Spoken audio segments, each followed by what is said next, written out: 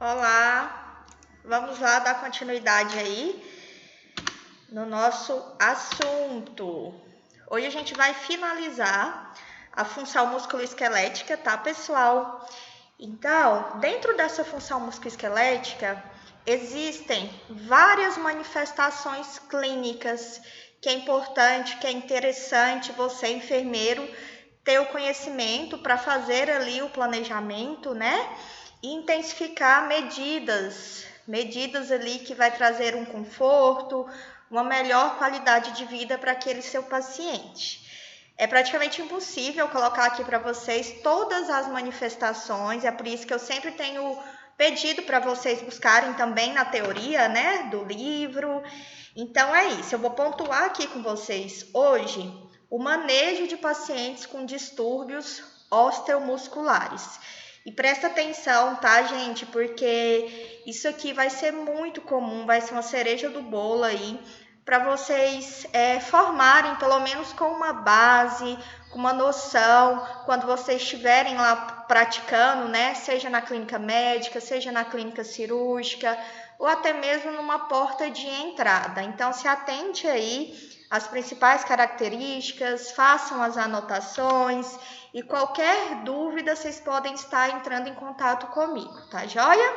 Então, o objetivo aqui da aula hoje é justamente, né, como eu falei para vocês, descrever aí o manejo de enfermagem, a reabilitação, né? Porque quando a gente fala de sistema osteomuscular, a gente trabalha muito com a reabilitação. Vocês já devem ter percebido isso, porque são sistemas, são funções que estão aí totalmente envolvidas, comprometidas com as nossas atividades da vida diária. Então, são os nossos movimentos, né?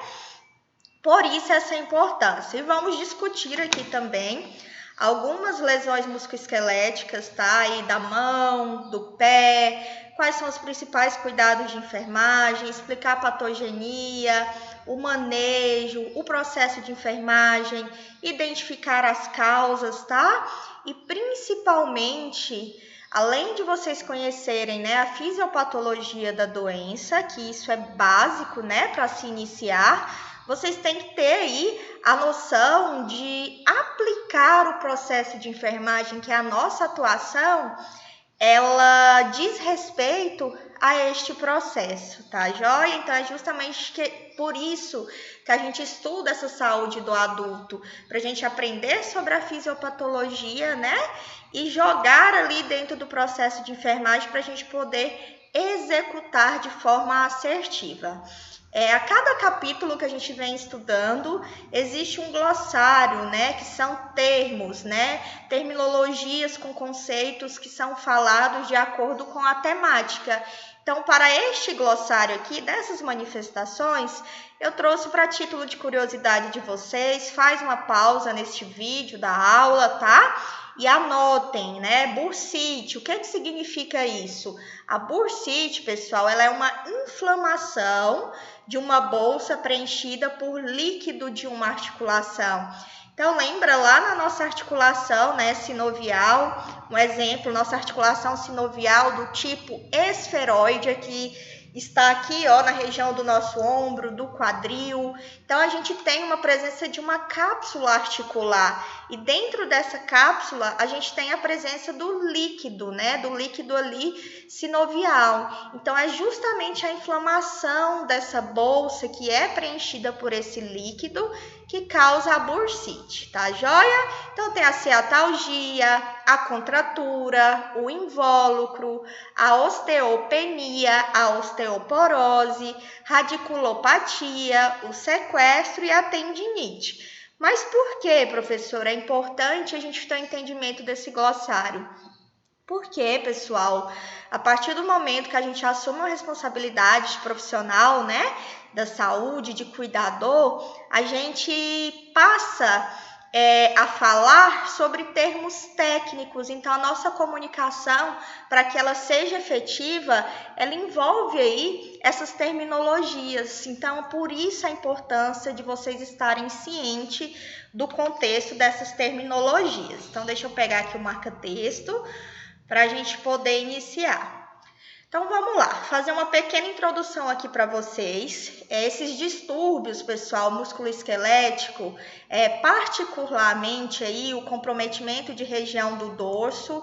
Para quem não se recorda, dorso está aqui na nossa região posterior, tá? Dorso da coluna vertebral.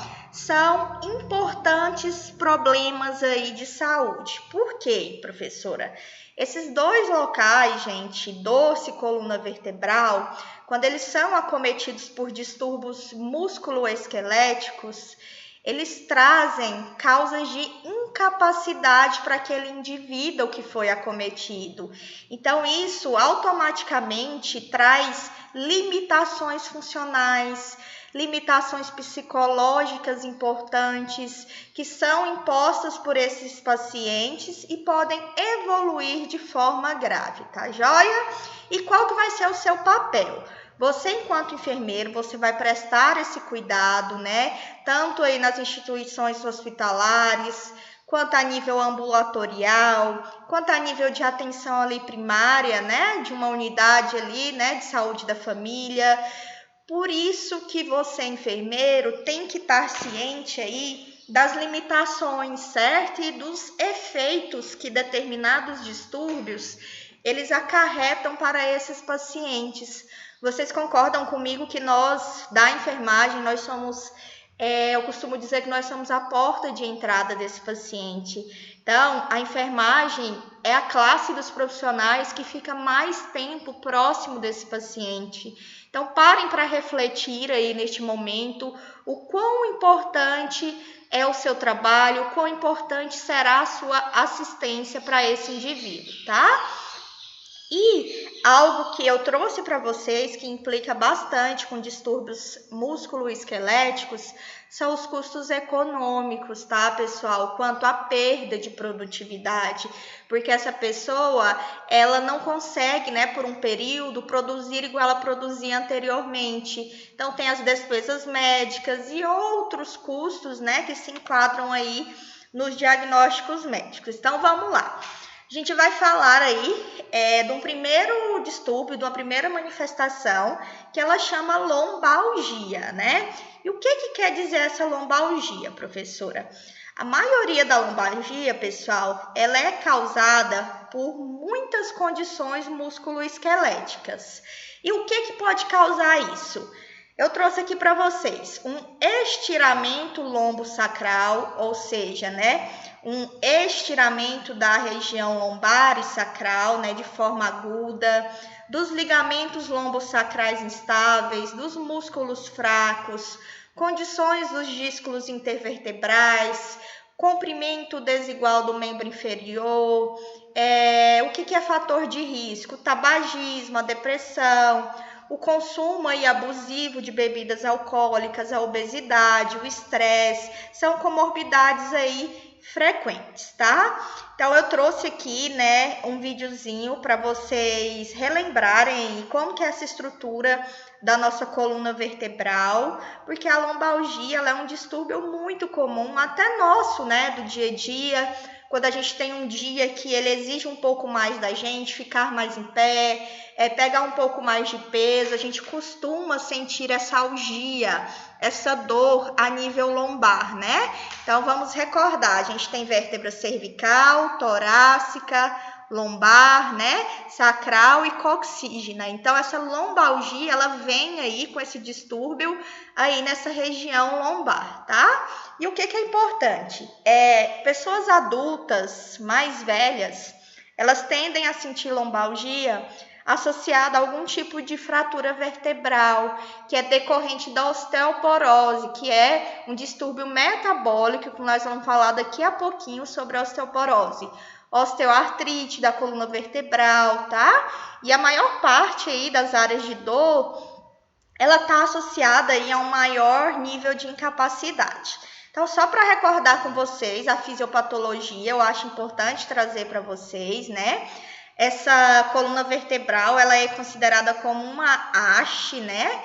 formada por unidades rígidas, que são as nossas vértebras, e unidades flexíveis, que são os discos intervertebrais. Então, vocês lembram que a gente tem a vértebra, tem um disco, tem a vértebra e tem um disco, que é mantido aí, né, por inúmeras articulações complexas, né, múltiplos ligamentos, músculos, e a sua construção única possibilita essa flexibilidade, enquanto proporciona para a gente uma proteção máxima à medula espinal que está passando aí dentro, né? Existem também as curvaturas, né, da coluna vertebral, que a gente tem a cifose, isso é um assunto lá da anatomia, não sei se vocês se recordam, mas é uma fisiopatologia de estruturas que são importantes para nos proteger, porque absorvem os choques verticais da corrida, do salto, os músculos abdominais e torácicos são importantes nas atividades aí de levantamento de peso, e todo esse conjunto minimiza, pessoal, o estresse sobre a nossa coluna vertebral. Então, o desuso aqui em destaque, ó, para vocês, enfraquece algumas estruturas musculares de apoio. Obesidade, problemas posturais, problemas estruturais, estiramento excessivo do suporte da coluna vertebral, e todos esses fatores podem aí resultar em uma lombalgia. Então, eu trouxe aqui, só para vocês relembrarem junto comigo, essa é a visão geral, né, da nossa coluna vertebral, aqui numa vista lateral, numa vista dorsal.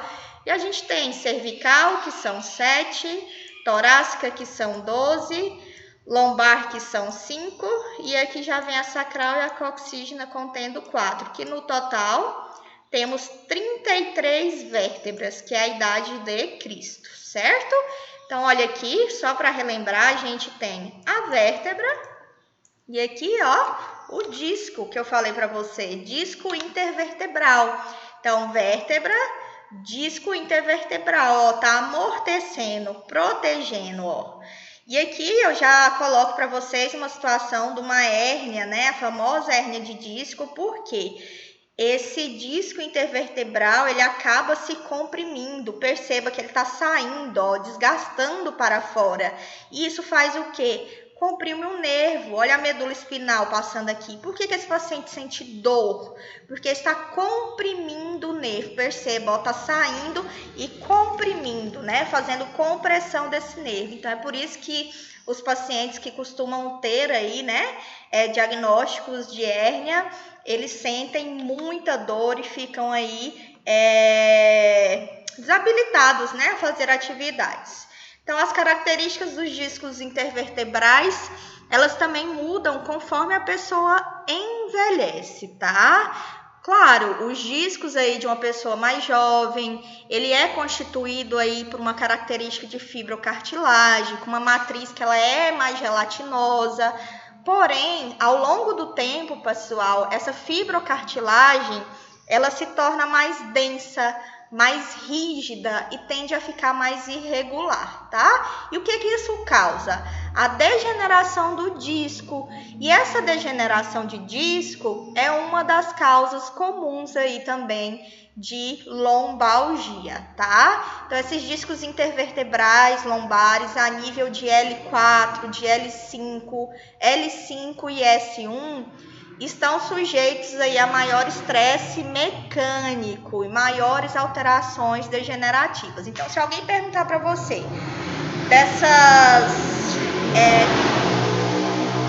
Perdão, gente, passou uma moto aqui bem barulhenta. Vamos voltar aqui. Então, se alguém perguntar para você a que nível de lombar que costuma aí, né, estar sujeito a maior estresse mecânico, é entre L4, L5 e S1. E aqui eu trouxe uma imagem só para vocês verem, perceberem essa degeneração. Olha aqui eu tenho um disco normal, aqui ele já está desidratado e aqui eu já tenho uma protusão discal, perceba, ó, ele já se protusou, né? Aqui, perceba que ele está totalmente enquadrado. Aqui não, já tem uma protusão, ó, já saiu um pedacinho para o externo, se protusou, tá bom? Então, aqui eu coloco mais uma vez para vocês, né? A protusão, aqui o nervo, a vértebra e o disco. Então, é exatamente aí, nessa compressão, nessa protusão, que acontecem os processos álgicos. As manifestações clínicas aí da lombalgia traz um relato, né, dos pacientes com uma lombalgia aguda. Essa lombalgia aguda, ela costuma aí durar menos de 3 meses, tá? Já a crônica 3 meses ou mais tempo sem melhora. Então, a crônica é aquilo que é crônico, né? E costuma trazer uma manifestação de fadiga para esse paciente. Então, geralmente, esse cliente ele vai relatar uma dor que se irradia aí no membro inferior em direção ao pé, tá? Que o termo certo é radiculopatia, quando tem essa dor no membro inferior direcionada ao pé, certo? E também uma ciatalgia, que é uma dor que se irradia de um nervo ciático, tá? Um nervo ciático que ele pode estar inflamado. Então, a gente tem alteração aí, a marcha, a mobilidade da coluna vertebral, os reflexos, o comprimento da perna, a força motora, a percepção sensitiva do paciente. Todo esse conjunto, nesse distúrbio de lombalgia, ele pode estar afetado. Então, percebo tanto que é importante o exame físico, a sua avaliação, porque é nesse momento que você vai inspecionar, é nesse momento que você vai tocar, você vai palpar, tá? E durante esse exame físico desse paciente com lombalgia, ele pode revelar aí um espasmo muscular paravertebral, que é um aumento acentuado dos músculos, tá? Posturais aí da nossa região posterior. Você pode observar uma perda da curva lombar normal e uma possível deformidade da coluna vertebral. Então, tudo isso, gente, essas manifestações, você vai conseguir coletar dados já aí no seu processo aí de enfermagem, tá joia? Então, uma anamnese bem feita, um exame físico direcionado, observe o seu paciente, avalie a marcha, faça testes neurológicos, lógico que você vai aprender isso com a rotina, no dia a dia, vai depender da área que você for, aí sim vai direcionar para coisas mais específicas. E outro papel muito importante também nosso, da enfermagem, é preparar o paciente para os exames. Então, tenha sempre em mente que você também está ali como um apoio mental, um apoio físico, psicológico, né? Monitorar aquele paciente, dar apoio à família e buscar ali qualquer resposta, né, adversa a esse procedimento. Então, nessa área musculoesquelética, pessoal, tem um achado de exames. Então, o paciente costuma fazer muitos exames, faz exames laboratoriais e principalmente exames de imagem, para a gente poder identificar e avaliar, certo?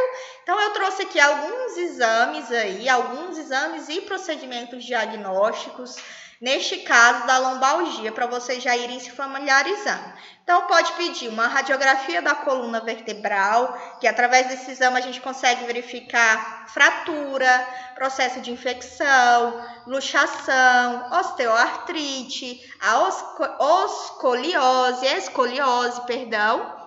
cintilografia óssea e exames de sangue, né? Também para avaliar o processo de infecção, de tumores, alteração da medula óssea. A tomografia computadorizada é um exame muito útil e muito pedido, né?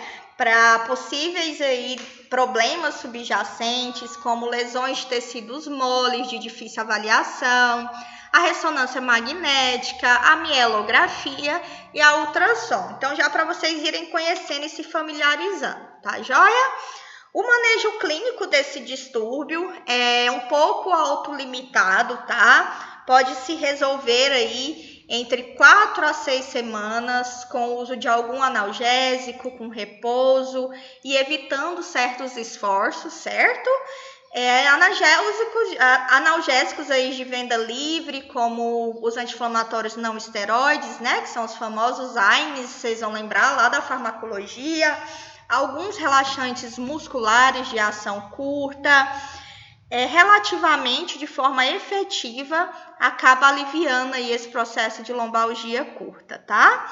Mas e os fármacos opioides, professora, né? Se falando aí de uma morfina, de um tramal, de um fentanil, ele também é indicado, pessoal. Porém, tem que ter um controle, uma atenção maior, porque eles são indicados apenas em curto prazo, em casos aí que já são, né, considerados moderados ou graves, certo? Mas tem uma exceção. E qual que é a exceção? O uso em idosos, tá? Porque esses fármacos opioides em idosos, eles podem causar doença renal.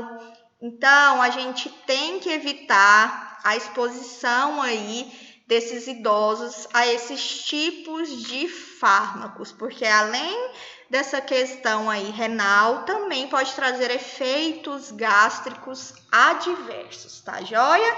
Então você tem que ter um entendimento justamente para poder identificar, né, alguma sintomatologia que saiu ali do seu controle, justamente para ter esse entendimento. Tem intervenções também não farmacológicas que se pode usar, que são efetivas, como aplicações térmicas, né, de compressas quente ou fria, manipulação dessa coluna vertebral com tratamento com quiropraxia, né, daí você vai direcionar para um tratamento específico, uma terapia aí cognitivo-comportamental, né, que aí, como exemplo, a gente tem o biofeedback, exercício físico, fisioterapia, massagem, acupuntura, certo? Tudo isso são medidas não farmacológicas que, dependendo do grau da sua lombalgia daquele paciente, elas podem ser efetivas. Então, cada caso ele deve ser avaliado conforme o paciente, tá? Alguns pacientes, infelizmente, precisam alterar aí o seu padrão de vida, a sua rotina de atividade, para evitar o agravamento dessa dor, certo? Então, tudo isso vai ser avaliado no momento ali da consulta. A avaliação de enfermagem, ela é praticamente igual para todos os distúrbios aí musculoesqueléticos, né? Você tem que observar, você tem que ouvir esse paciente, ele vai descrever para você alguma situação de desconforto, né? Onde a localização, a gravidade, a duração, quais são as características, se essa dor ela está irradiando para outro local, se possui algum tipo de fraqueza muscular. Então, são algumas perguntas que você deve buscar respostas no momento dessa sua avaliação de enfermagem, tá? Importante buscar como que essa dor ocorreu, se foi especificamente durante um exercício, durante um movimento, né? Se foi ao abrir uma porta, fechar, abaixar, certo? Então, são informações sobre atividades ocupacionais que elas são válidas, certo? E que nos ajuda a identificar áreas para as orientações sobre a saúde aí dessa função musculoesquelética, certo? Tem as questões também das variações ambientais, de que forma que esse paciente ele trabalha, de que forma que é a sua situação ocupacional. Então, são características, informações que elas são importantíssimas para esse processo da avaliação de enfermagem. Então, observe a postura, alteração da posição, da marcha, avalie as curvaturas da coluna vertebral desse paciente, faça a palpação dos músculos paravertebrais, certo? E também avaliar o envolvimento nervoso. De que forma? Através dos reflexos, tá, gente? Então, toque, avalie se tem sensibilidade, né, que é a parestesia, avalie a força muscular desse paciente, em tudo, avalie ele como um todo, de acordo com o que ele vai te passar, certo? E o que é muito importante aqui, em lombalgia? O alívio da dor. Então, esse alívio da dor melhora a mobilidade física. Então, tem técnicas aí, né, de mecânica corporal para preservar essa integração física, avaliar esse paciente, as respostas em relação ao analgésico, se aquele remédio que foi administrado, ele teve resposta curta, rápida, se essa dor ela logo voltou. E aquele paciente que tem uma dor mais grave, ele tem que ser orientado por nós a não ficar muito tempo de repouso no leito, porque períodos de inatividade prolongados não são efetivos. E isso pode acabar aí resultando em um descondicionamento desse paciente, tá? E o que é legal? À medida aí que o conforto do paciente melhora, a gente inicia aí de forma gradual um programa de exercício aeróbico de baixo impacto, com caminhadas curtas, natação, e tudo isso é um trabalho em equipe, tá, gente? Eu tô falando a gente, mas aqui tem o envolvimento de muito profissional. A gente tem um terapeuta ocupacional, a gente tem um fisioterapeuta, tem um médico, tem um nutricionista. Então, cada um vai atuar ali na sua função com um único objetivo, tá?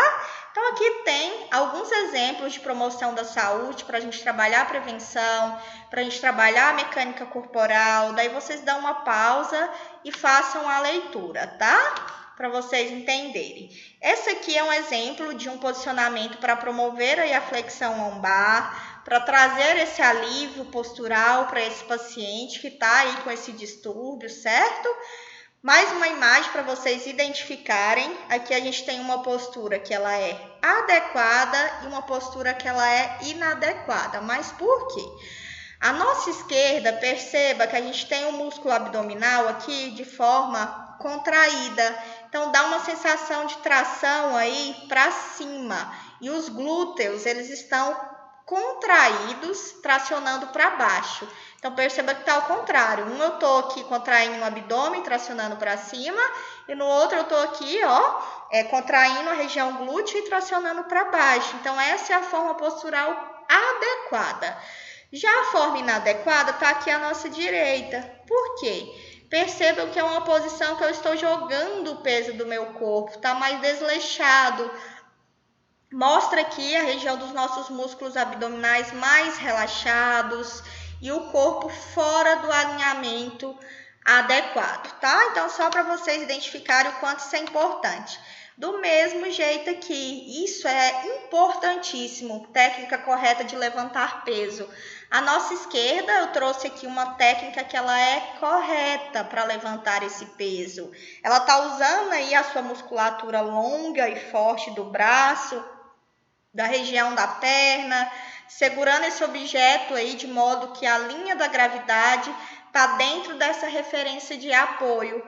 E já aqui, ó, do lado direito, perceba que está totalmente incorreto, porque eu estou exercendo muita tração sobre o músculo das nossas costas. Perceba o quanto ela está inclinada. Então, essa inclinação faz com que a nossa linha de gravidade ela esteja fora da base do corpo. Mais uma vez, eu estou jogando aqui, ó, no peso, certo? Então, só para vocês terem entendimento que são múltiplas causas aí que podem trazer esse desconforto da lombalgia. E você, enquanto enfermeiro daquela unidade, daquele pronto atendimento, independente de onde você estiver, você tem que ter essa visão de uma boa anamnese, de uma boa avaliação de enfermagem, para que você possa traçar aí o plano de cuidado e dar apoio a esse paciente, certo?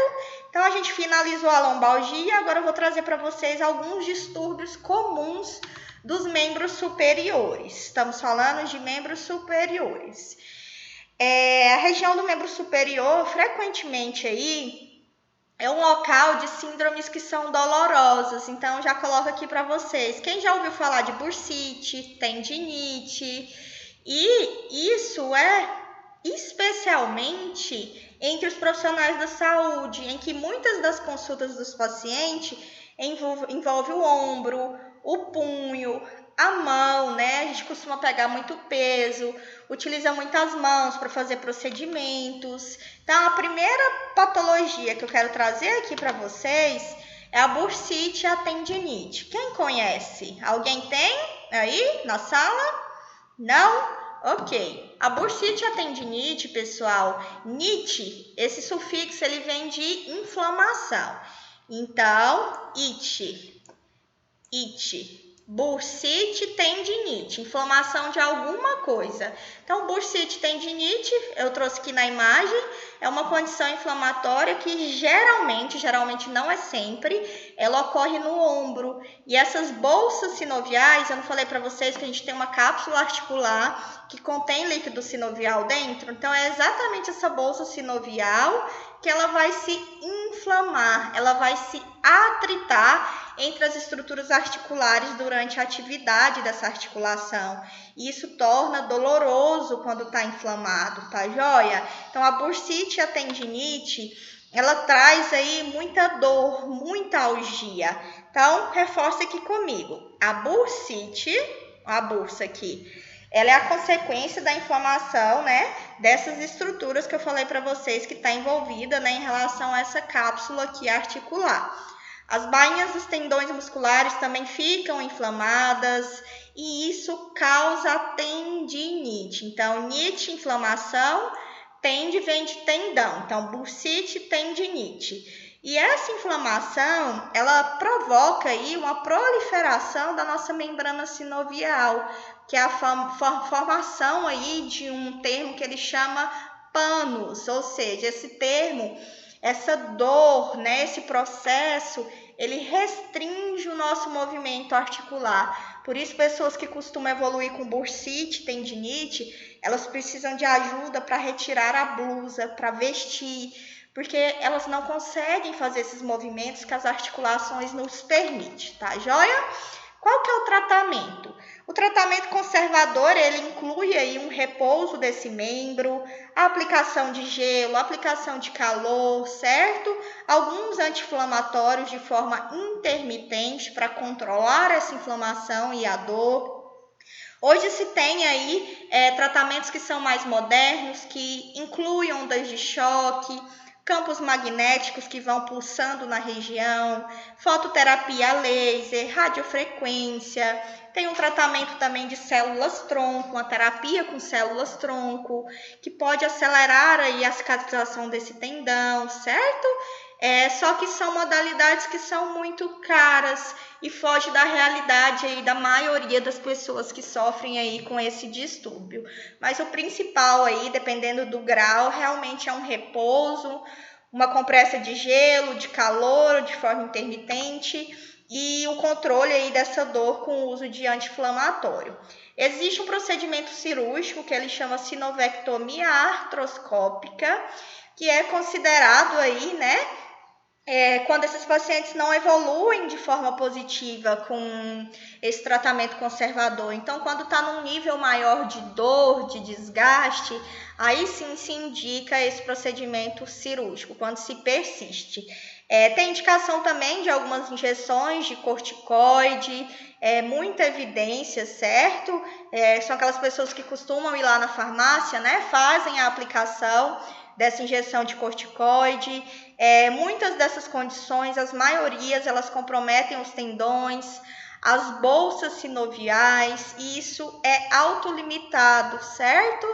E melhora com ou sem tratamento. Então, essas medidas terapêuticas, elas objetivam primeiramente o alívio da dor e não a cura. Então, é um processo que quem adquire, ele vai evoluir com ele para o restante da vida, porque não se cura.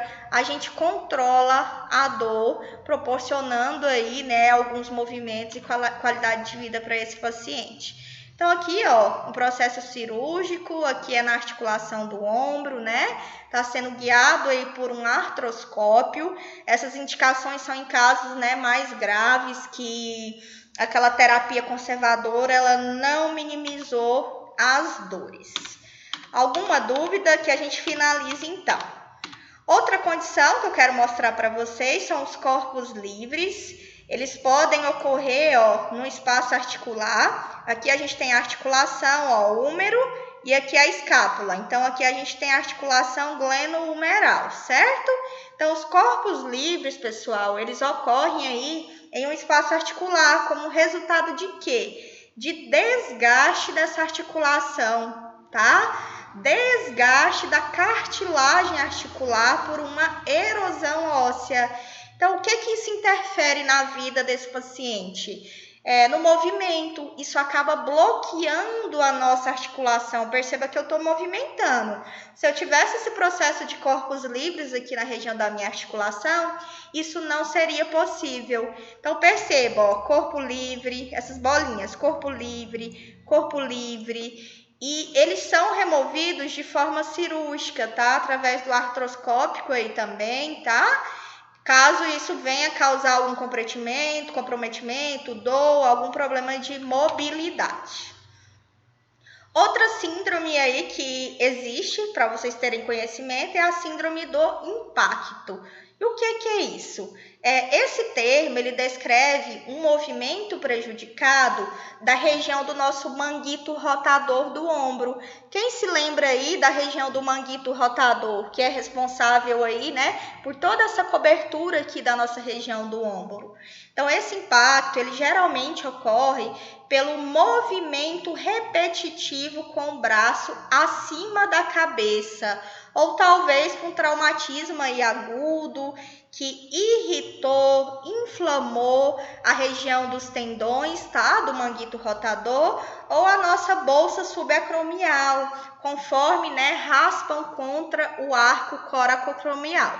Essas estruturas são estruturas aí, né, da região da nossa escápula, então não vou repetir porque vocês já estudaram isso lá na anatomia, mas essa síndrome do impacto, entenda que ela vem aí, né, traz um impacto geralmente e está relacionada ao movimento repetitivo com o braço acima da cabeça, tá joia?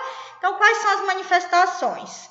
Causa aí um edema pela hemorragia dessas estruturas, causa sensibilidade, causa dor, né, no ombro, um movimento que ele é limitado, pode causar espasmos musculares e também uma atrofia por desuso, certo? Esse processo ele pode evoluir aí com uma ruptura parcial ou completa dessa região do nosso manguito rotador. Ok? Alguma dúvida? Agora a gente vai para a síndrome do túnel do carpo. Essa é mais conhecida, né, pessoal? Essa síndrome, gente, do túnel do carpo, ela consiste em quê? Uma neuropatia. O que ocorre? Acontece, pessoal, um pinçamento daquele nervo mediano na região do nosso punho. Vocês se recordam que a gente tem um nervo mediano, que ele está passando na região do punho, e ele vai ser comprimido por uma bainha de tendão por um tendão flexor espessado. Então, vai causar um edema, né? Vai causar ali uma massa de tecido mole. Então, é muito simples. Por que que causa dor? Porque eu estou comprimindo, eu tenho um nervo mediano que está passando ali, por isso que vem a dor. Essa síndrome, ela com frequência, ela é mais comum em mulheres entre 30 a 60 anos de idade, tá? Geralmente ela é causada por movimentos repetitivos de mão e punho. Então, pessoas que trabalham bastante no computador, no administrativo, relacionada à artrite reumatoide, a diabetes, a acromegalia, tá? Então, é exatamente aqui, ó, o nervo mediano e ele está sendo comprimido. E essa compressão, ela resulta aqui, ó, num local de dor, dói bastante. Quem tem essa síndrome do túnel do carpo vai entender aí o que eu tô falando. Então, esse paciente ele vai sentir dormência, ele vai sentir dor, parestesia e uma possível fraqueza, tá? De acordo com o que vai distribuindo aí essa inervação mediana. No polegar, no indicador, no dedo médio. E a dor noturna, isso aqui é uma característica, ou também chamada de punho cerrado, ela, quando a gente acorda, ela é mais comum, é uma característica dessa síndrome, tá? Existe aí um sinal que ele chama sinal de Tinel, que a gente faz nesse paciente, é um teste, né? E ele sendo positivo, ajuda a identificar os pacientes que necessitam de intervenção.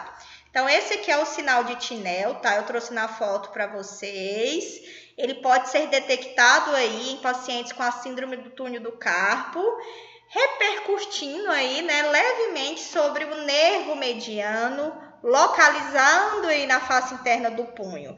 Quando você localiza isso e você toca, você faz a palpação e esse paciente relata um formigamento, relata uma dor, relata uma dormência, o sinal de Tinel é considerado positivo. Então, vocês pegaram?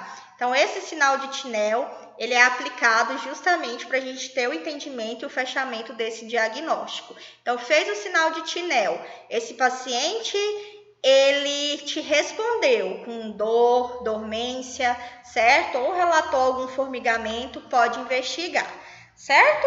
E como que é feito esse tratamento? O tratamento com base em evidências, né? Ele inclui aí uma terapia de injeções orais ou intraarticulares de corticoide, também o uso de anti-inflamatórios, acupuntura, certo? Alguns casos pode ser aplicada a tala, né, no punho para evitar uma hiperextensão e flexão prolongada também desse punho, uma liberação também do nervo ou, em último caso, quando é mais grave, né, mais elevado, uma cirurgia endoscópia a laser, certo?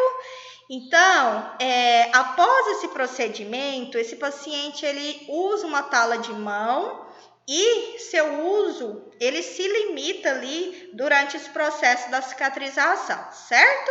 Então, provavelmente esse paciente ele vai precisar muito de ajuda com os cuidados pessoais, a recuperação completa da função motora e sensitiva após algum dos tipos de cirurgia de liberação de nervo, ela leva aí, pode levar algumas semanas ou até também meses, certo? Pegaram aí? Eu vou finalizar aqui, vou fazer outra gravação para não ficar cansativo para vocês. Já eu retorno aí com manejo de enfermagem em paciente submetido à cirurgia de mão ou punho, tudo bem? Dá só um minutinho.